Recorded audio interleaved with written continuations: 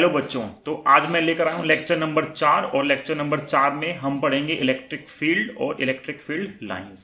तो जब हम बात करते हैं इलेक्ट्रिक फील्ड की, तो इलेक्ट्रिक फील्ड को हम ऐसा समझ सकते हैं कि मान लो मेरे पास कोई भी एक चार्ज पार्टिकल है प्लस क्यू, और इस चार्ज पार्टिकल के आसपास मैं जब भी किसी दूसरे पार्टिकल को लेकर आऊँगा जिसपे कुछ चार्ज है प्लस का या माइनस का, तो हमने पढ़ा था उनके बीच में क्या लगता है, एक फोर्स लगता है। तो उस फोर्स की वजह से या तो वो अट्रैक्ट होगा या वो रिपेल होगा। तो कोई भी उसका नेचर हो फोर्स का, अट्रैक्टिव और रिपल्सिव, हमें ये पता है उस पर फोर्स लगेगा।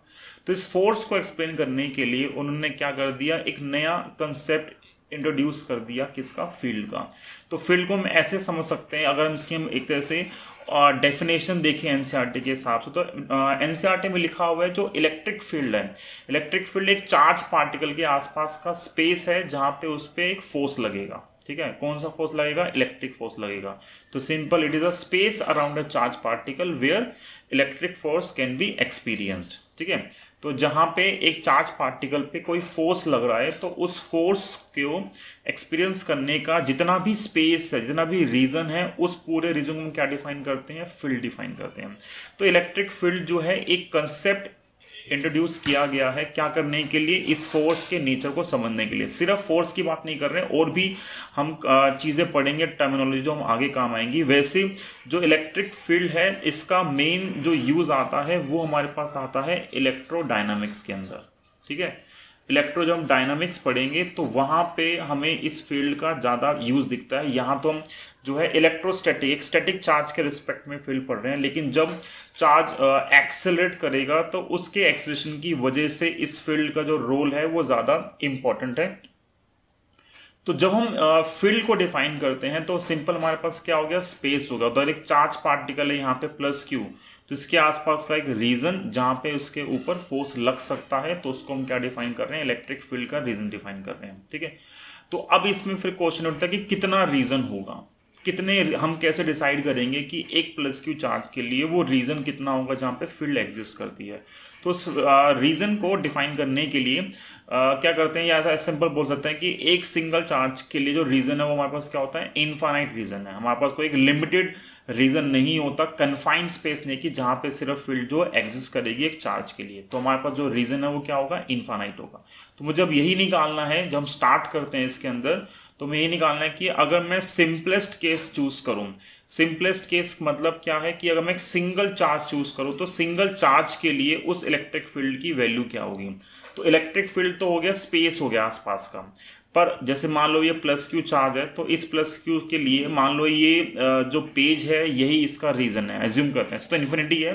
तो अब इसका मतलब ये भी, अगर मैं यहाँ पॉइंट चूज करूंगा या यहाँ पॉइंट चूज करूंगा या यहाँ पॉइंट चूज करूंगा, हर जगह पे इस इलेक्ट्रिक फील्ड की जो वैल्यू होगी वो क्या होगी, अलग अलग होगी। तो जब हम किसी पॉइंट पे इलेक्ट्रिक फील्ड की वैल्यू को मेजर करते हैं तो उसके लिए हम वर्ड यूज करते हैं इलेक्ट्रिक फील्ड इंटेंसिटी। तो इलेक्ट्रिक फील्ड तो आसपास का स्पेस हो गया, रीजन हो गया जहाँ पे हमें फोर्स लग रहा है, और इंटेंसिटी वर्ड कब यूज करेंगे, जब हमें किसी भी चार्ज के रिस्पेक्ट में क्या करना है, हमें इलेक्ट्रिक फील्ड की वैल्यू को कैलकुलेट करना है। तो इलेक्ट्रिक फील्ड इंटेंसिटी जो है, मान लो मैं ये कैलकुलेट करता हूँ एक सिंगल पॉइंट चार्ज से प्लस क्यू से, इस प्लस क्यू चार्ज से मुझे इलेक्ट्रिक फील्ड निकालनी है, यहाँ से कितने डिस्टेंस पे, आर डिस्टेंस पे मुझे इलेक्ट्रिक फील्ड निकालनी है। ये मेरे पास जो है, जो फील्ड प्रोड्यूस करता है, जो भी चार्ज फील्ड प्रोड्यूस करेगा उस चार्ज को हम डिफाइन करते हैं क्या, सोर्स चार्ज डिफाइन करते हैं। तो ये मेरे पास क्या है, एक सोर्स चार्ज है, और ये जो सोर्स चार्ज है वो एक फील्ड जनरेट कर रहा है, क्रिएट कर रहा है, और उसके आसपास कोई भी दूसरा चार्ज आएगा तो उसके ऊपर क्या लगेगा, फोर्स लगेगा। ठीक है, तो यहीं से इलेक्ट्रिक फील्ड की डेफिनेशन आती है कि जो हम इलेक्ट्रिक फील्ड, हमें इंटेंसिटी डिफाइन करनी है एक पॉइंट चार्ज के लिए, तो हम सिंपल लिख सकते हैं, it is define as the force experienced by a unit positive test charge. एक यूनिट पॉजिटिव टेस्ट चार्ज जो भी फोर्स एक्सपीरियंस करता है उसको हम सिंपल क्या डिफाइन करते हैं, इलेक्ट्रिक फील्ड इंटेंसिटी। और ऐसा भी लिख देते हैं कई बुक्स के अंदर, फोर्स पर यूनिट चार्ज जो है और फोर्स पर यूनिट चार्ज जो है उसको भी हम क्या डिफाइन कर देते हैं, इलेक्ट्रिक फील्ड इंटेंसिटी डिफाइन कर देते हैं। ठीक है, तो अब यहाँ पे दो टर्म हमने ऐड कर दिए, एक तो हमने ऐड किया है पॉजिटिव वर्ड और एक हमने वर्ड ऐड किया है टेस्ट चार्ज। ठीक है, तो एक पॉजिटिव वर्ड आ गया, एक टेस्ट चार्ज आ गया। फिर क्वेश्चन आता है कि व्हाट इज टेस्ट चार्ज, इस टेस्ट चार्ज का मतलब क्या है, हमें वो सीखना है। तो टेस्ट चार्ज जो है एक बढ़िया कंसेप्ट है समझने के लिए। ठीक है, तो टेस्ट चार्ज के अंदर हम क्या समझ सकते हैं, टेस्ट चार्ज के लिए हम ऐसा समझ सकते हैं कि जैसे मैंने बोला कि यहाँ पे एक प्लस क्यू चार्ज था और इस प्लस क्यू चार्ज के आसपास मैं कोई एक और चार्ज लेकर आऊँगा, मान लो मैं क्यू डैश चार्ज लेकर आ गया, तो इनके बीच में कुछ फोर्स लगेगा। मान लो मैं एक पॉइंट पे इस चार्ज की वजह से इलेक्ट्रिक फील्ड निकालना चाहता हूँ, किसकी वजह से, इस प्लस क्यू चार्ज की वजह से इलेक्ट्रिक फील्ड निकालना चाहता हूँ। तो जहाँ भी मैं इलेक्ट्रिक फील्ड निकालूंगा तो वहाँ पे तो अगर ये चार्ज भी प्रेजेंट होगा तो इस चार्ज की वजह से वहाँ पे फील्ड एग्जिस्ट करेगी। तो अगर ये क्यू जो है इस क्यू डैश पे फोर्स लगाएगा, क्योंकि ये भी अपनी फील्ड जनरेट करेगा क्यू डैश, तो क्यू डैश भी क्यू पे फोर्स लगाएगा। लेकिन अगर मैं एक पॉइंट पे सिर्फ एक चार्ज की फील्ड निकालना चाहता हूँ, सिर्फ इसकी फील्ड निकालना चाहता हूँ, मतलब मैं कहना चाह रहा हूँ कि अगर क्यू है और क्यू डैश है तो क्यू से क्यू डैश पे फोर्स लग रहा है, क्यू डैश से क्यू पे लग रहा है। तो जब यहाँ एक पॉइंट पे फील्ड निकालेंगे, मैं सिर्फ क्यू की फील्ड निकालना चाहता हूँ, मुझे क्यू डैश की फील्ड नहीं चाहिए। पर जब भी एक चार्ज होगा तो वो तो अपनी फील्ड क्रिएट करेगा ही करेगा, वो तो उसकी तो फील्ड आएगी। तो ऐसा कब पॉसिबल है कि जब इसकी खुद की फील्ड जो हो नेग्लिजिबल हो जाए। वो सिर्फ तभी पॉसिबल होता है हमारे पास जब मैं ऐसा मान लूँ कि इसका जो चार्ज है वो क्या है, बहुत कम है। क्या है, इसका चार्ज बहुत कम है। जब इसका चार्ज बहुत कम आएगा तो उस केस में मैं एज्यूम कर सकता हूं कि जो फील्ड आएगी वो सिर्फ किसकी आएगी, सिर्फ क्यू की आएगी। तो यहीं से ये दो डेफिनेशन निकल के आते हैं, या तो 1 मान लो या आप क्या मान लो, पर यूनिट चार्ज मान लो। जैसे क्यू है और अगर मैं एज्यूम करता हूँ यहाँ पे चार्ज कितना है, क्यू 0 है। अगर मैं एज्यूम करता हूँ यहाँ पे चार्ज कितना है, क्यू 0, तो एक डेफिनेशन है force per unit test charge, force electric force per unit test charge is defined as what, electric field intensity. ठीक है, तो इन दोनों के बीच में एक पॉइंट पे वैसे फोर्स कितना लगेगा, इन दोनों के बीच में फोर्स की वैल्यू हमारे पास आएगी के Q1 Q2 divide by distance square. तो फोर्स की वैल्यू आ गई। पर डेफिनेशन के हिसाब से जो इलेक्ट्रिक फील्ड है, इलेक्ट्रिक फील्ड का फॉर्मूला क्या आएगा, force per unit test charge.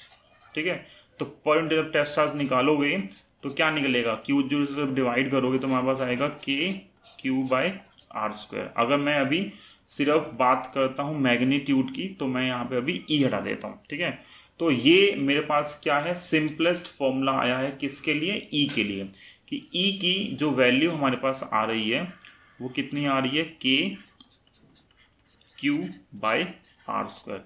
But ये फॉर्मूला हमने डिफाइन किया है, ये फॉर्मूला एप्लीकेबल है किसके लिए, सिर्फ पॉइंट चार्ज के लिए एप्लीकेबल है। तो अगर मुझे जनरल डेफिनेशन लिखनी है इलेक्ट्रिक फील्ड इंटेंसिटी की तो हम यही लिखते हैं कि it is force experience by unit positive test charge, या फिर electric force per unit test charge जो है उसको भी हम क्या डिफाइन करते हैं, एक तरह से डिफाइन करते हैं इलेक्ट्रिक फील्ड इंटेंसिटी। पर जब बुक्स में देखते हैं तो बुक्स में डेफिनेशन जो लिखी होती है इलेक्ट्रिक फील्ड की उसमें ऐसे लिखा होता है E equal to force per unit test charge. ठीक है, और आगे लिखा होता है लिमिट Q0 टेंड्स टू 0। ठीक है, तो जब ये लिमिट हम यूज करते हैं कि लिमिट Q0 टेंड्स टू 0, तो इसका मतलब ये होता है कि हम जब एक सिंगल चार्ज Q की फील्ड निकालना चाहते हैं तो हम सेम टाइम पे ये एज्यूम कर रहे हैं कि जो दूसरा चार्ज है, जो भी चार्ज वहां पे प्रेजेंट था, उसकी खुद की फील्ड नेग्लिजिबल है। उसकी खुद की फील्ड नेग्लिजिबल तब हो सकती है जब उसका मैग्नीट्यूड क्या हो, बहुत कम हो। 0 तो नहीं हो सकता, क्या होगा, बहुत कम होगा। तो जब किसी चीज़ को स्मॉल चेंज को रिप्रेजेंट करते हैं, स्मॉल वैल्यू को रिप्रेजेंट करते हैं, तो उसके लिए हम क्या करते हैं, लिमिट जो है यूज़ कर लेते हैं। तो ये भी हमारे पास मैथमेटिकल डेफिनेशन लिखी होती है किसके लिए, इलेक्ट्रिक फील्ड के लिए, limit Q0 tends to 0 F divide by Q0।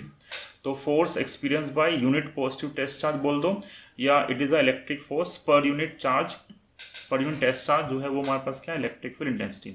अब डायरेक्शन क्या होती है, ठीक है, तो डायरेक्शन के लिए हम ऐसा बोल सकते हैं कि डायरेक्शन जो है इलेक्ट्रिक फील्ड की जो स्टैंडर्ड नोटेशन है वो होती है पॉजिटिव टू नेगेटिव, ठीक है। तो अगर एक प्लस चार्ज है, ये प्लस चार्ज है, तो इलेक्ट्रिक फील्ड क्या होगी, प्लस चार्ज से अवे मूव करती है, इससे क्या होगी, अवे मूव करेगी। और अगर हमारे पास नेगेटिव चार्ज है तो इलेक्ट्रिक फील्ड क्या होती है, टुवार्ड्स नेगेटिव चार्ज आती है, ठीक है। तो ये सिंपल सा फॉर्मूला, मान लो प्लस भी है और माइनस भी है, प्लस भी है और माइनस भी है, तुम क्या बोलेंगे, इलेक्ट्रिक फील्ड जो है वो स्टार्ट हो रही है कहाँ से, पॉजिटिव से, और कहाँ पे एंड होती है, वो नेगेटिव पे एंड होती है। ये इसकी आगे एक प्रॉपर्टी भी आएगी। तो प्लस चार्ज होगा तो अवे मूव करेगी, माइनस चार्ज होगा तो क्या आएगा, टुवार्ड्स आएगी। और हम यहाँ से जो है इसी पार्ट में हम इसकी यूनिट भी लिख सकते हैं, जो इलेक्ट्रिक फील्ड की यूनिट आती है, unit of E, unit of E. तो क्या आएगी हमारे पास, वो इस फॉर्मूले से, फोर्स अपॉन चार्ज के फॉर्मूले से जो आएगी, यूँ आएगी, फोर्स की होती है न्यूटन और चार्ज की होगी कुलम, तो न्यूटन पर कुलम जो है हमारे पास क्या आती है, इलेक्ट्रिक फील्ड की यूनिट आती है, ठीक है। इस डेफिनेशन के अंदर तो खैर डेफिनेशन तो नहीं पूछते हैं इलेक्ट्रिक फील्ड इंटेंसिटी वगैरह की, पर ये है यूनिट जो है हमें पता होनी चाहिए। तो एक चीज़ और, जैसे अब मान लो हम ये बोलें कि सिर्फ इसी बेस पर, बस इस सिंगल फॉर्मूले पे जो इलेक्ट्रिक फील्ड का फॉर्मूला है हमारे पास KQ/R², और एक ये चीज़ कि प्लस चार्ज होगा तो उसकी अवे मूव करेगी, नेगेटिव चार्ज होगा तो क्या आएगी, उसकी टुवार्ड्स आएगी। तो इसी के बेस पे जो हमने क्वेश्चन फोर्स के किए थे वही सेम क्वेश्चन जो है वो यहाँ भी रिपीट होते हैं। जैसे एक क्वेश्चन उन्होंने यहाँ दे रखा है, अब इन क्वेश्चन में कुछ ज़्यादा खास डिफिकल्टी है नहीं, क्योंकि हमें सब कुछ पहले अब कर चुके हैं ऑलरेडी फोर्स के अंदर, तो यहाँ टाइम कम लगेगा हमें करने में। तो ये बोल रहा है इस क्वेश्चन में कि दो चार्ज हैं और दो चार्ज का जो मैग्नीट्यूड है, एक का Q और एक का 4Q, ये क्वेश्चन तुम खुद से भी कर सकते हो वैसे अब, और उनके बीच में डिस्टेंस है वो आ रही है 6 है। Find the point on the line joining the two charges where electric field is 0। तो इलेक्ट्रिक फील्ड 0 करनी है। अब ऑब्वियस ही बात है, इलेक्ट्रिक फील्ड 0 करनी है तो मान लिया यहाँ से ये पॉइंट जो A था, ये पॉइंट B, यहाँ से मैंने x डिस्टेंस पे मान लिया C पॉइंट पे इलेक्ट्रिक फील्ड 0 हो रही है। तो खुद सोच के देखो, ये प्लस का चार्ज है तो प्लस चार्ज की फील्ड क्या होगी, C पे अवे होगी, इससे दूर जाएगी। ये भी प्लस का चार्ज है, प्लस की फील्ड कहाँ होगी, अवे होगी, तो ये भी कहाँ जाएगी, दूर जाएगी। तो दोनों फील्ड जो है दूर जा रही है, मतलब इलेक्ट्रिक फील्ड एट C का मतलब क्या हो गया, इलेक्ट्रिक फील्ड जो C पे लग रही है A से, और जो इलेक्ट्रिक फील्ड लगेगी C पे कहाँ से, B से, दोनों की डायरेक्शन अपोजिट है। तो 0 कब होगी, जब हम दोनों का क्या कर देंगे, जो मैग्नीट्यूड है वो क्या कर दिया हमने, बराबर कर दिया, ठीक है। तो अब ये एक x हो गया, तो ये बाकी क्या बचेगा हमारे पास, अब 6 से -x बचेगा, और सिंपल फॉर्मूला पुट कर दो। बस इसमें बच्चे जो मिस्टेक करते हैं वो ये करते हैं, ये फॉर्मूला भूल जाते हैं। देखो इलेक्ट्रिक फील्ड के फॉर्मूले में एक सिंगल चार्ज आ रहा है Q, और वो Q कौन सा चार्ज है, जो हमारे पास क्या आ रहा है, सोर्स चार्ज आता है, उसी को हम Q डिफाइन करते हैं, ठीक है ना। तो यहाँ पे अगर मैं फॉर्मूला सोल्व करूंगा इसका, तो ECA, electric field at C due to charge at A, वो कितनी आएगी, KQ divide by distance square. तो डिस्टेंस कितनी आ रही है, x², सेम यहाँ पे आएगा K, यहाँ चार्ज हो गया 4Q, और डिस्टेंस कितनी आ रही है, 6A - x होल स्क्वायर, और K से K कैंसिल, Q से Q कैंसिल, ये क्या बचेगा हमारे पास, अब 6A - x का स्क्वायर इक्वल टू क्या आएगा, 4x²। स्क्वायर रिमूव करोगे तो क्या बचेगा, ये प्लस माइनस 2x, और यहाँ से क्या आएगा, एक तो आएगा हमारे पास 6A - x equal to 2x, और एक आएगा 6A - x equal to -2x। यहाँ से 3x आएगा कितना, 6A, और x आएगा 2A। यहाँ से 6A आएगा -2x प्लस x, तो x आ गया -6A, x आ रहा है -6A। -6A का मतलब हो गया एक तरह से कि अगर ये हम यहाँ से x मेज़र कर रहे थे तो -6 से इसके लेफ्ट साइड में लाई कर रहा है। अब सोच के देखो, अगर ये पॉइंट यहाँ लाई कर रहा है, ये पॉइंट यहाँ लाई कर रहा है, तो क्या यहाँ पे इलेक्ट्रिक फील्ड 0 हो सकती है, क्या यहाँ पे इलेक्ट्रिक फील्ड 0 हो सकती है। यहाँ पे प्लस Q चार्ज की जो फील्ड है वो होगी अवे, इस प्लस की चार्ज की फील्ड कहाँ होगी, वो भी अवे होगी। अगर दोनों सेम डायरेक्शन में आ रही है तो ये फील्ड कभी भी जीरो नहीं हो सकती।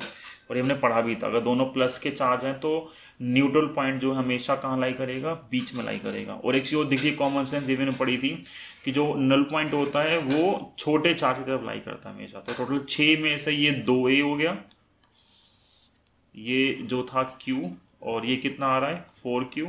तो यहाँ से ये कितना हो गया 2A, और ये कितना आ रहा है 4A। जिस पॉइंट पे इलेक्ट्रिक फील्ड जो आ रही है जीरो, जिस पॉइंट पे फील्ड निकालनी होती है वहाँ पे चार्ज नहीं चाहिए, जो सोर्स चार्ज होता है सिर्फ वो फील्ड प्रोड्यूस करता है।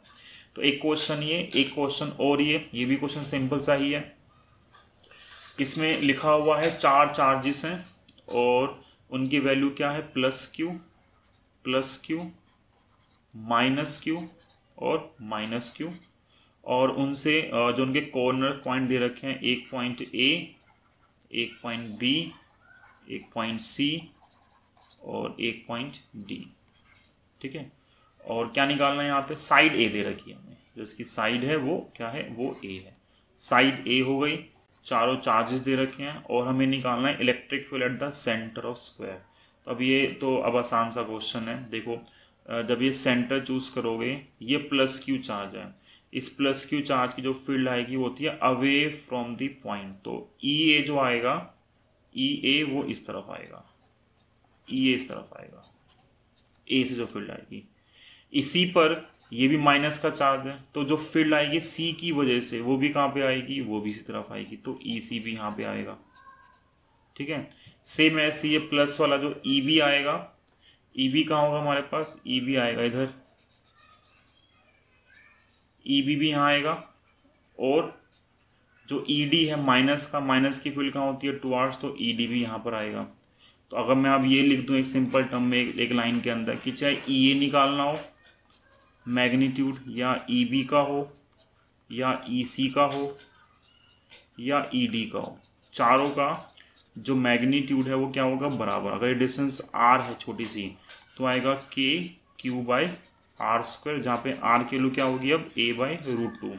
ये अगर याद हो तो स्क्वायर के लिए जो टोटल डिस्टेंस है ये A है, ये A है, तो ये कितना आएगा हमारे पास √2A, और ये आधा है, तो √2A का आधा जो क्या आएगा वो क्या आएगा A/√2।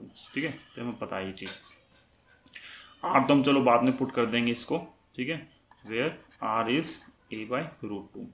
अब जो E1 अगर मैं मानता हूँ कि E1 जो है मेरे पास वो कितना है, मेरे पास EA प्लस EC। E1 कितना है, सिर्फ बात कर रहे हैं मैग्नीट्यूड की। ठीक है, वो आएगा EA प्लस EC, दोनों का सम कर दिया तो दोनों बराबर ही हैं, तो कितना हो गया ट्वाइस ऑफ KQ/R²। सेम ऐसे जो E2 आएगा, E2 कितना आएगा हमारे पास EB प्लस ED, वो भी आएगा ट्वाइस ऑफ KQ/R²। तो टोटल फील्ड जो आएगी हमारे पास, अब यहाँ पे देखोगे तो एक फील्ड इस तरफ आ रही है, एक फील्ड इस तरफ आ रही है, दोनों के बीच में एंगल कितना आ रहा है 90। इधर वाली जो है EB ED वाली फील्ड है E2, ये फील्ड E2 है, और ये फील्ड कितनी आ रही है E1 आ रही है। तो E2 E1 अगर दो फील्ड हमारे पास आ रही है तो नेट E क्या होगा, √E1² प्लस E2²। और ये दिख रहा है कि दोनों चाहे E1 हो या E2 दोनों की वैल्यू इक्वल है, तो फिर से ये क्या हो गया हमारे पास √E1² प्लस E1², तो हो गया √2E1, और √2E1 की वैल्यू कितनी आ रही है KQ/R²। R कितना है A/√2²।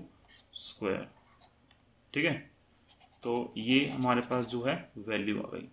ठीक है, कितनी आएगी वैल्यू हमारे पास, ये √2 का स्क्वायर 2 आएगा, तो 2 पर पहुंच गया, तो 2 KQ/A² इलेक्ट्रिक फील्ड आ गई। ठीक है, इसका आंसर क्या लिखा होगा, इसका आंसर है लिखा हुआ नहीं लिखा हुआ, इसका आंसर में यहाँ 4√2 आ रहा है, 4√2 आएगा या 2√2 आएगा।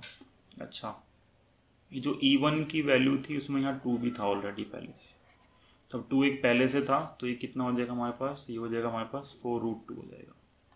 ठीक है, तो एक क्वेश्चन ही होगा, ये 2 क्वेश्चन सिंपल से हैं। एक क्वेश्चन और जो NCERT में दे रखा है, काफ़ी अच्छा क्वेश्चन NCERT के अंदर ये, तो इसमें दे रखा है कि हमें 2 प्लेट्स दे रखी हैं, दोनों अपोजिट चार्ज है। ठीक है, ये चार्ज और जो ये चार्ज है दोनों पे अगर एक पे मान लो प्लस चार्ज है तो इस पे क्या है माइनस चार्ज है। तो अगर ऐसा कुछ होगा तो इलेक्ट्रिक फील्ड कहाँ होती है, इलेक्ट्रिक फील्ड हमें पता अभी तो पढ़ा हमने, वो क्या होती है प्लस से माइनस की तरफ मूव करती है इलेक्ट्रिक फील्ड। तो डायग्राम मैंने ऑलरेडी पहले से बनाया हुआ अच्छा सा, ठीक है। तो हमें ये डायग्राम दे रखा है कि नीचे जो चार्ज है वो प्लस का चार्ज है और ऊपर जो चार्ज है वो माइनस का चार्ज है, ऊपर माइनस चार्ज है। और हमें निकालना है कि अगर एक चार्ज पार्टिकल यहाँ से स्टार्ट करता है, ठीक है, सामने से, और ये परपेंडिकुलर इलेक्ट्रिक फील्ड में एंटर कर रहा है, ठीक है, तो हमें मोशन निकालना है, इसका मोशन कैसा होगा। तो 2-3 चीज़ निकाल सकते हैं हम इसके अंदर से। अगर ये मान लो ये जो इनिशियल वेलोसिटी है इसकी ये vx है, ठीक है, vx मान लेते हैं इसको, या ux मान लो, ux मान लेते हैं, ठीक है। जो वेलोसिटी है इसकी वो क्या है हमारे पास ux है। तो ये ux वेलोसिटी से हॉरिजॉन्टली एंटर कर रहा है और हमें निकालना है ये कि जब ये इस रीजन में एंटर करेगा और यहाँ से जो है वो बाहर निकलेगा तो इसकी ट्रेजेक्ट्री कैसी होगी। ट्रेजेक्ट्री का मतलब होता है पाथ कैसा फॉलो करेगा ये। तो एक तो हमें इसकी बतानी है ट्रेजेक्ट्री कैसी होगी। मोशन माना स्ट्रेट लाइन होगा, ठीक है, सर्कुलर होगा, तो जो भी टाइप ऑफ मोशंस होते हैं वो हमें एक्सप्लेन करना है इसके लिए, ट्रेजेक्ट्री के लिए। और एक चीज़ और हमें जो एक्सप्लेन करनी है वो ये करनी है कि अगर मान लो स्ट्रेट लाइन नहीं है और ये ऊपर की तरफ मूव करता है, मान लो, अच्छा ये भी है कि charge particle plus Q charge है उसका और मास उसका जो है m। तो अगर प्लस क्यू है तो अट्रैक्ट होगा कहाँ पे, वो माइनस की तरफ अट्रैक्ट होगा। तो हमें दिखाना इसका मोशन कैसा होगा और ये कहाँ हिट करेगा। तो कहीं ना कहीं हिट करेगा ऊपर वाले पार्ट को, तो वो बताना कि कहाँ पे हिट करेगा, ठीक है। तो अगर हम इसको ऐसे देखा कि मान लो ये स्ट्रेट लाइन पाथ होता तो वो सीधा जाता, ठीक है, पर अब ये ऑब्वियस ही बात है सीधा तो नहीं जाने से रहा, है ना। तो जब ये अपने पाथ को चेंज करेगा तो पाथ को चेंज करने से क्या होगा, इसका जो मोशन है जैसे ही इस फील्ड के अंदर एंटर करेगा तो इस फील्ड के अंदर एंटर करने से इसका जो मोशन है वो क्या होता है, उसका मोशन कुछ ऐसे आता है, ठीक है। हमें ये शो करना है कि इस मोशन का पाथ कैसा होगा, मैथमेटिकल फॉर्म में इसको किस तरीके से डिफाइन करेंगे, ठीक। तो कुछ चीज़ें लेट कर लेते हैं कि मान लो जो वर्टिकल डिस्टेंस है जो उसने ट्रैवल की है वो हमारे पास y है, ठीक है।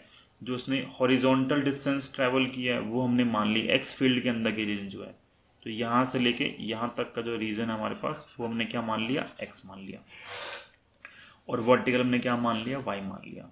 तो अब यहाँ से जो है 2 चीज़ जो है हम पहले थोड़ा बहुत पढ़ चुके हैं इसके बारे में, ये कैसा मोशन है, क्या हमने ऐसा कुछ पहले पढ़ा हुआ है। हमने ऐसा पहले पढ़ा था किसके अंदर, हमने ऐसे पढ़ा था पहले 11th क्लास के अंदर, प्रोजेक्टाइल मोशन हमने कुछ ऐसा पढ़ा था, ठीक है, कि जहाँ पे 2 फोर्स थे, एक हॉरिजॉन्टल फोर्स था और एक फोर्स नीचे की तरफ था, ठीक है। तो उससे मोशन का कैसा आता है, ऐसे नीचे की तरफ आ रहा था। तो ये भी सेम है, बस उल्टा हो गया यहाँ पे। उल्टा क्या हो गया, एक फोर्स सामने लग रहा है, फोर्स मतलब सॉरी वेलोसिटी सामने की तरफ है, और जो फोर्स लग रहा है इलेक्ट्रिक फोर्स जो लग रहा है वो लग रहा है ऊपर की तरफ, ठीक है। तो इन दोनों मोशन की वजह से उसके ट्रैजेक्टरी जो है वो चेंज होगी, कि कैसे चेंज होगी वो हमें देखना है। तो स्टार्ट कहाँ से करें, स्टार्ट यहाँ से करते हैं हम कि इससे पहले हम एक चीज़ और देख लेते हैं छोटी सी, कि जब हम बात करते हैं इलेक्ट्रिक फोर्स की बात करते हैं तो हमें ये पता होना चाहिए कि अब जो E का फॉर्मूला था हमारे पास वो था फोर्स अपॉन क्यू। तो हम सिंपल टर्म में जब हमें फोर्स निकालना होगा तो हम क्या यूज़ कर लेंगे, फोर्स इक्वल टू QE हम डायरेक्ट यूज़ कर सकते हैं। तो मेरे पास ये नेट फोर्स आ रहा है कि इन इलेक्ट्रिक फील्ड किसी भी चार्ज पार्टिकल पे जो फोर्स अप्लाई होगा वो कितना होगा, QE फोर्स उसके ऊपर अप्लाई होगा। ये नेट फोर्स है इलेक्ट्रिक फोर्स। अब मैं इस मोशन को 2-3 पार्ट में ब्रेक कर सकता हूँ। जैसे अगर मैं बात करूँ पूरे मोशन की अलोंग एक्स एक्सिस, कहाँ बात करूँ, अलोंग एक्स एक्सिस अगर मैं बात करता हूँ पूरे मोशन की, तो अलोंग एक्स एक्सिस पार्टिकल एक कांस्टेंट वेलोसिटी से मूव कर रहा है, इतनी वेलोसिटी से वो एंटर करता है, ठीक है। एक चीज़ है जो हमें पता है वो ये होती है कि जिस डायरेक्शन में बॉडी पे फोर्स लगता है उस डायरेक्शन में उसका जो मैग्नीट्यूड है वेलोसिटी का वो चेंज होगा।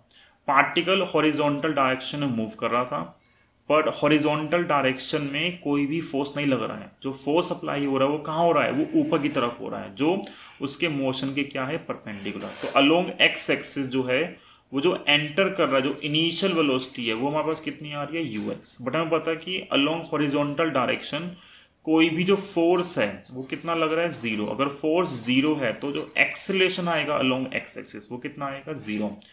अगर हम ये मान लेते हैं कि यहाँ से स्टार्ट करके वो यहाँ पे हिट करता है, उसने जो डिस्टेंस ट्रेवल किया है वो x किया है, तो हॉरिजॉन्टल डायरेक्शन जो डिस्टेंस ट्रेवल कर रहा है वो कितनी आ रही है x। ठीक है, टाइम एज्यूम कर लेते हैं t। तो डिस्टेंस का फॉर्मूला क्या होता है, डिस्टेंस का फॉर्मूला हमारे पास आता है ut प्लस हाफ at²। तो s में कितना आ गया, x आ गया। हम ये सारा जो यूज़ कर रहे हैं वो सबस्क्रिप्ट x के लिए यूज़ कर रहे हैं। ठीक है, तो x आएगा, ux की वैल्यू तो है ux ही है, टाइम t मान लिया और एक पार्ट है 0। ठीक है, तो यहाँ से जो t की वैल्यू हमारे पास आएगी, t की वैल्यू हमारे पास आएगी x डिवाइड बाय ux। तो ये क्या आ गया हमारे पास, टाइम आ गया, एक मान लो ये फर्स्ट इक्वेशन आ गई। फिर इसके बाद हम देख सकते हैं कि जब हम आगे मूव करेंगे, ये अलोंग एक्स एक्सिस था, ये क्या था, अलोंग एक्स एक्सिस बात कर रहे थे। अब मैं सेम चीज़ अगर चूज करता हूँ अलोंग वाई एक्सिस, कहाँ चूज कर रहा हूँ, अलोंग वाई एक्सिस चूज करूंगा, तो अलोंग वाई एक्सिस जो है, वाई एक्सिस पार्टिकल जब एंटर करता है इस फील्ड वाले रीजन के अंदर, particle along x axis enter करता है, मतलब इनिशियली वाई के अलोंग इसका मोशन नहीं था। तो अगर इसका वाई के अलोंग मोशन नहीं था तो यू वाई की वैल्यू है वो कितनी आ गई 0। क्या इस पे वाई के अलोंग फोर्स लग रहा है, अगर इलेक्ट्रिक फील्ड ई है तो इस पे ऊपर की तरफ जो फोर्स लग रहा है वो लग रहा है क्यू ई, और एक सिंगल फोर्स लग रहा है और कोई यहाँ पे फोर्स एग्जिस्ट नहीं कर रहा है। ठीक है, यहाँ पे जो सिंगल फोर्स है वो लग रहा है कितना QE। कुछ बच्चों का दिमाग ऐसे चल सकता है कि अगर मास m है तो वेट mg भी तो नीचे की तरफ लगेगा। ठीक है, तो अगर हम ये मान लें कि मास इतना ज़्यादा इफेक्टिव नहीं है, तो हम यहाँ पे सिर्फ एक फोर्स काउंट कर रहे हैं कि पार्टिकल एक ही प्लेन के अंदर, उसका प्लेन चेंज नहीं हो रहा है। ठीक है, तो वहाँ पे हम जो यहाँ फोर्स काउंट कर रहे हैं सिर्फ इलेक्ट्रिक फोर्स के रिस्पेक्ट में निकालना चाहते हैं। अगर mg भी होता तो नेट निकालने के लिए फिर हम -mg भी कर देते हैं, पर अभी जो नेट फोर्स है वो कितना है QE। न्यूटन सेकेंड लॉ से नेट फोर्स जो होता है वो कितना होता है ma, अलोंग y लिख लेते हैं इसको। तो यहाँ से ay की वैल्यू कितनी आ गई, यहाँ से ay की वैल्यू हमारे पास आएगी QE डिवाइड बाय m। ठीक है, हम जो ग्रेविटी वाला अफेक्ट है उसको भी हम क्या कर रहे हैं, नेगलेक्ट कर रहे हैं। ठीक है, एक रीजन भी होता है ग्रेविटी इफेक्ट को नेगलेक्ट करने का, अगर मैं इसको इलेक्ट्रॉन या प्रोटॉन मानूंगा तो उसने लेवल पे जो ग्रेविटी का जो अफेक्ट आता है वो कंपेयर टू इलेक्ट्रिक फोर्स क्या होता है, बहुत कम होता है। ठीक है, तो उस तरीके से भी हम ऐसा मान सकते हैं कि जो ग्रेविटी वाला जो अफेक्ट है वो कम है। हालांकि कुछ क्वेश्चन अगर हम मास को ज़्यादा इंक्रीज कर दें तो होगा, बट बहुत स्मॉलर पार्टिकल्स के लिए उतना ज़्यादा अफेक्ट नहीं करता है। तो ए वाई की वैल्यू कितनी आ गई हमारे पास, QE बाय m। तो यू वाई 0 आ रहा है, यू वाई इसलिए 0 की पार्टिकल सिर्फ अलोंग एक्स एक्सिस मूव कर रहा था, लेकिन उसके बाद क्या हो गया, पार्टिकल जब एंटर करता है तो उसके बाद उसकी जो वैल्यू है QE के बाद उसकी जो वैल्यू है वो क्या हो गई, चेंज हो गई। ठीक है, तो अब इसके बाद ए वाई जो आ गया वो QE बाय m आ गया। टाइम तो सेम लगेगा, जितना टाइम उसको हॉरिजॉन्टल डिस्टेंस कवर करने में लग रहा है उतना टाइम उसको लगेगा क्या, वर्टिकल डिस्टेंस कवर करने में। तो टाइम इस पे क्या लग रहा है, टाइम इसके ऊपर लग रहा है t। ठीक है, ए वाई हो गया QE बाय m और टाइम लग गया t। फिर से एस वाई का फॉर्मूला होता है ut plus half at²। S Y को हमने डायग्राम के अंदर लिखा हुआ है y, ये डिस्टेंस y है। ठीक है, और u इनिशियली 0 था, प्लस हाफ a की वैल्यू हमारे पास कितनी आ रही है, QE बाय m, और t जो है हमने कितना निकाला था, t निकाला हमने x बाय ux। t की वैल्यू कितनी आ रही है, x बाय ux, तो ये हो गया x बाय ux²। तो सोल्व करने के बाद y क्या बचा, QE by 2m x² divide by ux। तो y की फॉर्म आ गई हमारे पास QE divide by 2m ux और मल्टीप्लाई बाय x², इसको हमने मान लिया k। ठीक है, तो y जो है, ये जो फॉर्म हमारे पास आती है, ये हमारे पास फॉर्म आती है एक मैथमेटिकल फंक्शन पैराबोला की। ठीक है, तो यहाँ से हम एक सिंपल चीज लिख सकते हैं, that is motion of a charge particle, motion of a charge particle in perpendicular electric field, perpendicular electric field is parabolic.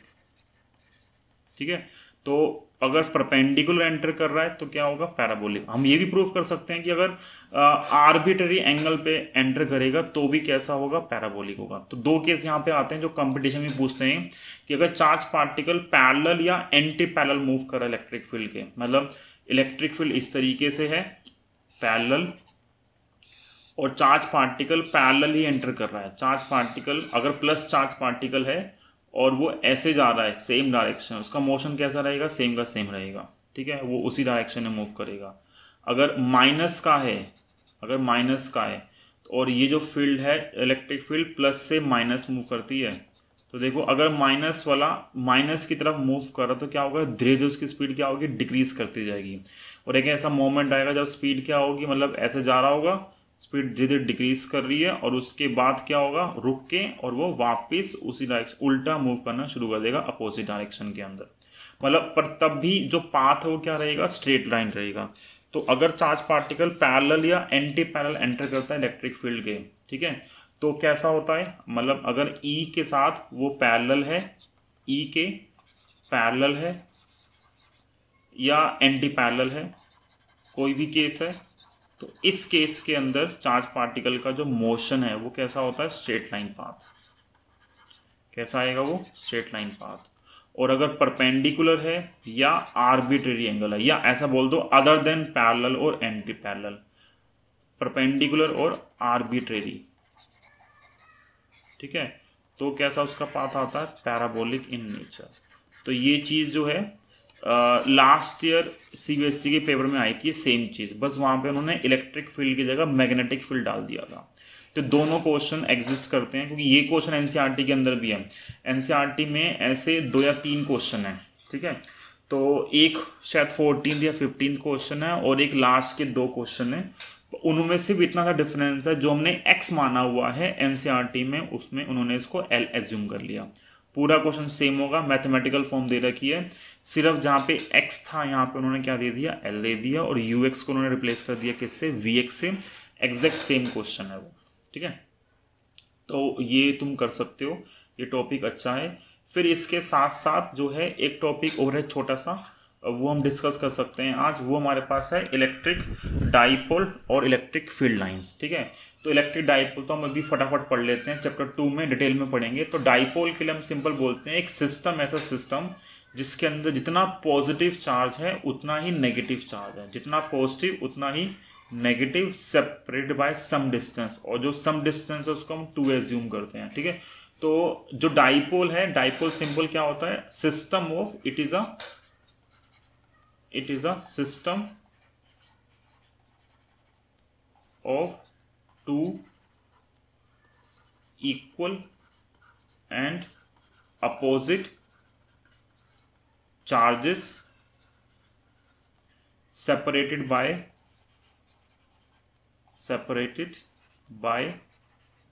small distance, सम या स्मॉल डिस्टेंस भी लिख सकते हैं, दोनों लिख लेते हैं वर्ड, सम ले दोगे तो भी चलेगा, ठीक है।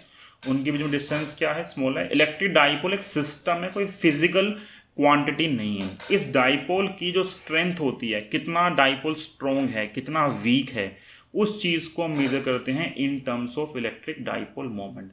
तो जो इलेक्ट्रिक डाइपोल मोमेंट है क्या करता है, it measures the strength of dipole, it measure the strength of electric dipole, ठीक है। और उसकी डेफिनेशन भी आती है, तो it is given by mathematically. ज़्यादातर जो फॉर्मूले हैं, जो डेफिनेशंस आती हैं, हम मैथमेटिकल डेफिनेशन लिख सकते हैं। Mathematically it is equal to product of either charge and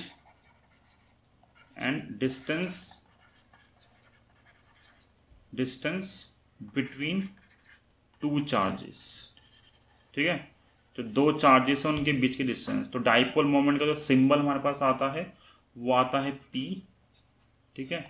तो P का जो फॉर्मूला है, जो P का जो मैग्नीट्यूड है वो कितना आता है, Q मल्टीप्लाई बाय 2A, ठीक है, ये P की फॉर्म है, P कितना हो गया Q इंटू 2A, और डायरेक्शन जो इसकी डायरेक्शन आती है P की वो आती है हमारे पास नेगेटिव टू पॉजिटिव चार्ज।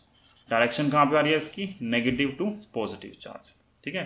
तो माइनस ये है प्लस ये, तो डाइपोल मोमेंट जो होगा P वो इस तरफ होगा, ठीक है। तो इस डाइपोल का अभी वैसे जो अगर रियल में एग्जांपल यूज करोगे तो इसके हमारे पास एग्जांपल आते हैं H2O का एक सिस्टम को हम डाइपोल बोल देते हैं, जो HCl है जितना प्लस चार्ज उतना ही माइनस चार्ज, तो उसको हम क्या बोल देते हैं, डाइपोल। तो इसको हम यूज़ करेंगे चैप्टर नंबर 2 में। अभी हमें इसकी 1-2 डेरिवेशंस पढ़नी है डाइपोल का यूज़ करके, ठीक है, तो वो पढ़ेंगे, फिर हम इसको डिटेल में डिस्कस करेंगे कि डाइपोल का इन रियल प्रैक्टिस जो डाइपोल का जो साइज़ होता है वो बहुत छोटा होता है। लिखने के तो हम इतना बड़ा डाइपोल दिखा देते हैं, पर जब हम प्रैक्टिस में पढ़ते हैं रियल में, अब तुम सोचो इस पूरे मॉलिक्यूल का साइज़ कितना बड़ा होगा, तो रियल में बहुत छोटे होते हैं ये, लेकिन समझने के लिए उसको सिर्फ मैग्नीफाई करके दिखाया हुआ है बस। एक टॉपिक और है जो यहाँ पे हमें पढ़ना है, वो टॉपिक हमारे पास आता है इलेक्ट्रिक फील्ड लाइंस, ठीक है।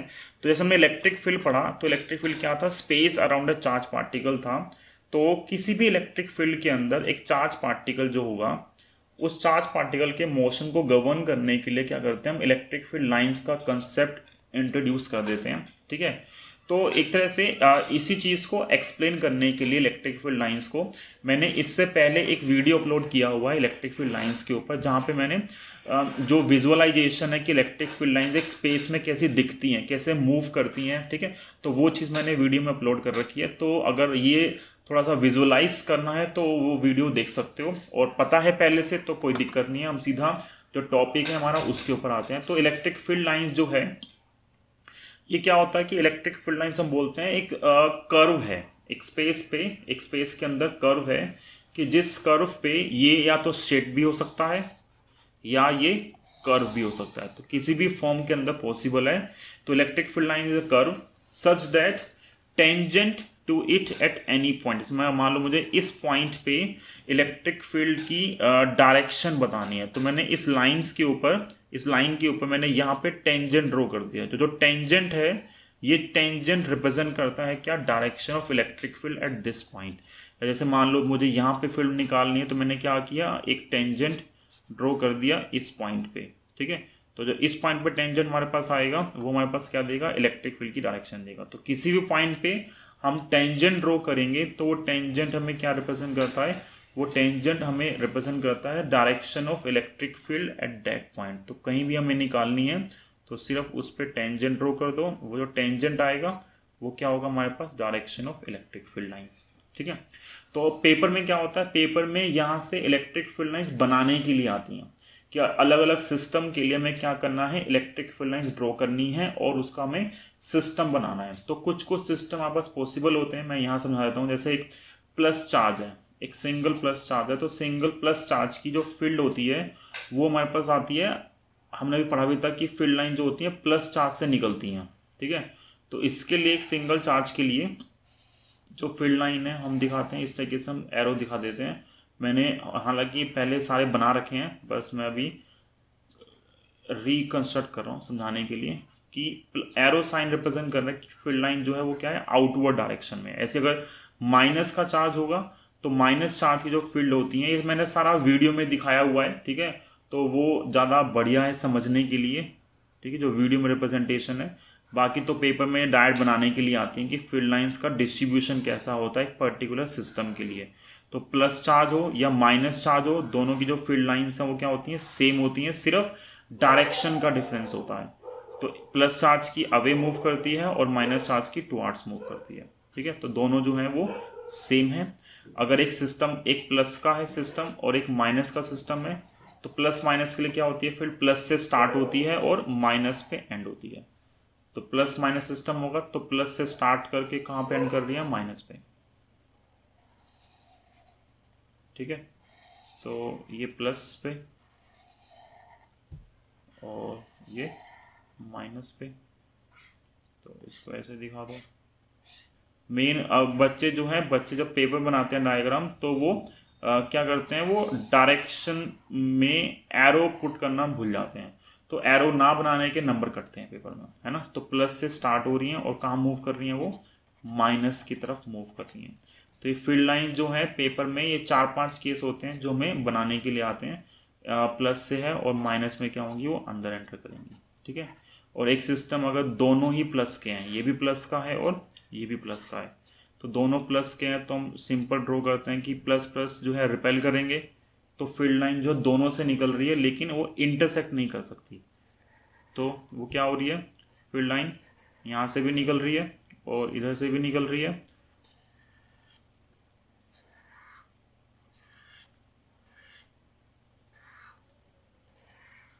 और अगर इसी के अंदर मैं चेंज कर दूंगा, मैं क्या चेंज कर दूँ, दोनों का मैग्नीट्यूड चेंज कर दूँ। तो अगर मैं दोनों का मैग्नीट्यूड चेंज करोगे तो उस केस में क्या होगा, एरो जो है और जो मिड पॉइंट था जहाँ से ये वेरिएशन आ रहा है, ये मिड पॉइंट भी क्या होगा, शिफ्ट हो जाएगा उस केस के अंदर। तो ये 4 केस हैं, हालांकि मैंने ये जो है सारे बना रखे हैं पेपर के लिए, ठीक है। तो ये सेम चीज़ ही है, बस ये है कि ज़्यादा कंस्ट्रक्टिव फॉर्म में कोशिश करो कि जितना नीट एंड क्लीन बनेगा, और मेन जो चीज़ है वो रिप्रेजेंटेशन है या डायरेक्शन है। तो ये बाहर निकल रहा है, तो ये बाहर निकलेगा, तो ये क्या हो गया मेरे पास, ये मेरे पास है किसके लिए, प्लस चार्ज सिस्टम के लिए, ये प्लस चार्ज सिस्टम है।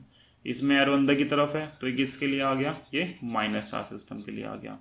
यहाँ पे Q पॉजिटिव है, यहाँ पे Q नेगेटिव है, ये प्लस से माइनस जा रही है, तो ये जो है ये वाला चार्ज नेगेटिव और ये वाला चार्ज क्या आ गया, सॉरी ये पॉजिटिव आएगा और ये क्या आएगा, नेगेटिव। ये दोनों से ही निकल रही है, तो ये भी प्लस का और ये भी प्लस का, ठीक है। तो 4 केस हो गए, और एक और केस है इसके अंदर, वो है यूनिफॉर्म इलेक्ट्रिक फील्ड।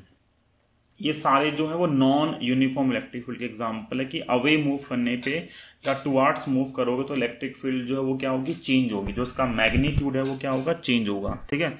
लेकिन अगर हम यूनिफॉर्म इलेक्ट्रिक फील्ड चूज करनी है हमें, तो यूनिफॉर्म इलेक्ट्रिक फील्ड के अंदर यहाँ पे जो ई है वो क्या है, यूनिफॉर्म है। तो यूनिफॉर्म इलेक्ट्रिक फील्ड के अंदर जो बीच में गैप है फील्ड लाइंस का, वो क्या होता है, सेम रहता है। तो ये अब कुछ इसकी प्रॉपर्टीज बन जाती हैं, तो सारी प्रॉपर्टीज जो हैं काम की हमारी। तो इलेक्ट्रिक फील्ड लाइंस की प्रॉपर्टीज पेपर में आती हैं, तो 3-4 ही हैं ये काम की। तो पहले तो हम पढ़ चुके हैं कि इलेक्ट्रिक फील्ड लाइन जो है it starts from positive charge end at negative charge. तो ये मेरे पास क्या है, फर्स्ट प्रॉपर्टी है।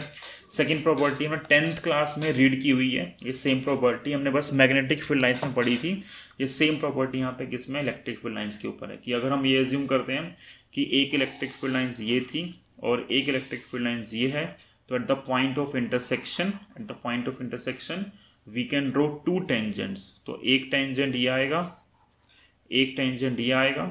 तो अगर ये टेंजेंट होगा हमारे पास, अगर ये टेंजेंट होगा तो 2 टेंजेंट जो होंगे वो एक ही पॉइंट पे 2 डायरेक्शन देंगे, किसकी, इलेक्ट्रिक फील्ड लाइंस की। तो इसका मतलब है इलेक्ट्रिक फील्ड लाइन जो होती हैं they do not intersect each other. तो इलेक्ट्रिक फील्ड लाइन जो है कभी भी इंटरसेक्ट नहीं करेंगी, ठीक है।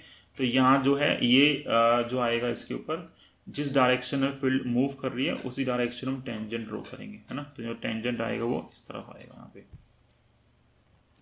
अच्छा, तो यहाँ पे तो not two electric field lines intersect each other, ठीक है, क्योंकि अगर करेंगी तो वहाँ पे 2 डायरेक्शन होंगे और वो पॉसिबल नहीं है। तो ये प्रॉपर्टी जो है वो इंपॉर्टेंट है, पेपर के अंदर आती है। 1-2 प्रॉपर्टी हम पढ़ते हैं लेकिन उनका जो एक्सप्लेनेशन है वो 2nd चैप्टर के अंदर आता है, ठीक है। तो जैसे एक प्रॉपर्टी है कि electrostatic field lines do not form close loop. तो इलेक्ट्रिक फील्ड लाइन जो हमें पढ़ा था, फर्स्ट प्रॉपर्टी क्या है, प्लस से स्टार्ट कर रही हैं और माइनस पे एंड करती हैं, ठीक है। तो प्लस से माइनस मूव कर रहे हैं, ये नहीं कि प्लस से स्टार्ट हुई और प्लस पे घूम के वापस आ गई। ये जो चीज़ है ये इलेक्ट्रिक फील्ड लाइंस के लिए पॉसिबल नहीं है। रीज़न क्या है इसका रीज़न एक तो लिखा हुआ है कंजर्वेटिव नेचर है, और एक हम कंसेप्ट पढ़ेंगे वर्क डन का, ठीक है, work done in electrostatic field lines. तो उस वर्क डन का यूज़ करके हम प्रूव कर सकते हैं कि क्लोज लूप फॉर्म करना जो है वो इलेक्ट्रोस्टैटिक फील्ड लाइन के लिए क्या है, पॉसिबल नहीं है, ठीक है। अगर पॉसिबल अगर ऐसा हुआ तो उसका वो कंजर्वेटिव नेचर जो है वो खत्म हो जाएगा, ठीक है। तो ये टॉपिक प्रॉपर्टी है पीएस सीबीएसई के अंदर आई हुई है। तो जब हम चैप्टर 2 पढ़ लेंगे तब हमारे लिए इसको आंसर कर पाना जो है वो ईजी होगा, ठीक है। तो ये 1 मार्क का क्वेश्चन है सीबीएसई के अंदर। Third property, electrostatic field lines do not form close loop. एक प्रॉपर्टी इसके अंदर और है, वो भी ऐसी है कि electric field lines are continuous curve. तो कंटिन्यूअस कर्व का मतलब क्या होता है कि एक पॉइंट से स्टार्ट हुई, उसके बीच में ऐसे ब्रेकिंग पॉइंट्स नहीं आ सकते। ये चीज़ जो है वो पॉसिबल नहीं है। इलेक्ट्रिक फील्ड लाइंस क्या होगी, हमेशा कंटिन्यूअस कर्व होगी। रीज़न क्या है इस चीज़ का, इसका सिंपल है यानी कि फोर्स का फॉर्मूला होता है QE, है ना। तो अगर अब इस पॉइंट पे इलेक्ट्रिक फील्ड एग्जिस्ट नहीं कर रही तो यहाँ पे फोर्स नहीं लगेगा। मान लो कोई चार्ज पार्टिकल मूव कर रहा था एक पॉइंट से दूसरे पॉइंट पे, और एक पॉइंट पे आगे यहाँ पे क्या होगा, वो अटक जाएगा, तो उसको यहाँ पे कोई डायरेक्शन नहीं मिलेगी मूव करने के लिए। तो ऐसा जो है फील्ड लाइंस के अंदर पॉसिबल नहीं है। तो अगर एक चार्ज पार्टिकल मूव करेगा तो मतलब टिल इटर्निटी जो है वो इटर्निटी मूव ही करता रहेगा, इन्फिनिटी तक, ठीक है। उसके बीच में कोई भी ऐसा पॉइंट नहीं आ सकता जहाँ पे वो कंफ्यूज हो जाए मूव करने के लिए, ठीक है। और एक हमारे पास है लास्ट प्रॉपर्टी इसके लिए कि electric field lines are normal to the surface of conductors. या सरफेसिस पे हमेशा क्या होती है, फील्ड लाइंस नॉर्मल होती हैं। तो अगर मान लो एक सरफेस है, ये प्लेन सरफेस है, तो इस पर फील्ड लाइंस कैसी होंगी, इस पर फील्ड लाइंस हमेशा कैसी आएंगी, नॉर्मल आएंगी, ठीक है। यहाँ जो फील्ड लाइंस होंगी वो क्या होंगी, नॉर्मल आएंगी इसके ऊपर फील्ड लाइंस। तो ये लास्ट प्रॉपर्टी है। और ये चीज़ मतलब कॉमन सी चीज़ है कि सिंगल चार्ज के लिए it may start from infinity और एंड एट इन्फिनिटी। इसका मतलब क्या हो गया, इसका मतलब ये हो गया जैसे ये प्लस चार्ज था, तो इस प्लस चार्ज के लिए यहाँ से स्टार्ट हो रही है, खत्म कहाँ पे होगी, क्योंकि अगर आसपास नेगेटिव चार्ज नहीं है तो एज्यूम करते हैं नेगेटिव चार्ज कहाँ पे है, इन्फिनिटी पे है। ऐसे ही यहाँ पे अगर ये नेगेटिव चार्ज है तो ये नेगेटिव पे आ रही हैं, पर आ कहाँ से रही हैं, तो एज्यूम कर सकते हैं कि ये कहाँ से स्टार्ट हुई थी, ये स्टार्ट हुई थी इन्फिनिटी से स्टार्ट हुई थी, ठीक है। तो ये कोई क्लियर पिक्चर नहीं है यहाँ पे हमारे पास डिफाइन करने के लिए। इन सभी के ऊपर एनसीईआरटी में एक क्वेश्चन दे रखा है, अच्छा क्वेश्चन है वो समझने के लिए, हालांकि कभी आया नहीं है पेपर में आज तक, पर लेकिन वही है इन प्रॉपर्टीज के बेस पे क्लियर करने के लिए एक ही क्वेश्चन दे रखा है। तो इसमें बोला हुआ है कि बताओ कौन कौन सी गलत है। जो स्ट्रक्चर हमें दे रखे हैं ये हमें आइडेंटिफाई करना कि कौन कौन से जो फील्ड लाइंस हैं वो गलत है, ठीक है। तो सबसे पहले देखोगे बी पार्ट, तो बी पार्ट में दिख रहा है ये प्लस चार्ज है, ये माइनस चार्ज है, तो प्लस से माइनस गई और यहाँ पे माइनस से प्लस पे जा रही है, तो पॉसिबल नहीं होगी। मैंने पढ़ा था इलेक्ट्रिक फील्ड क्या होती है, प्लस से माइनस मूव करती है, तो ये गलत हो गया। क्यों, क्योंकि यहाँ जो इलेक्ट्रिक फील्ड लाइन है वो माइनस से प्लस भी जा रही है, ये प्लस प्लस चार्ज है ना, तो प्लस की भी निकल रही है, इस प्लस से भी निकल रही है, तो इसमें कुछ भी ऐसा नहीं है, तो ये जो है ये ठीक है। डी पार्ट, डी पार्ट में दो हमारे पास यहाँ पे मिस्टेक्स हैं इसके अंदर। एक तो ये प्लस से निकल के कहाँ जा रही है, प्लस पे जा रही है, पर इलेक्ट्रिक फील्ड लाइंस क्या होती है, प्लस से कहाँ जाती है, माइनस जाती है, तो एक तो ये गलत हो गया। दूसरा यहाँ पे इन्होंने इंटरसेक्ट करते हुए भी दिखाया हुआ है, तो वो भी जो है वो पॉसिबल नहीं है, तो इंटरसेक्ट भी नहीं कर सकती है और ना ही वो प्लस से प्लस पे जा सकती है।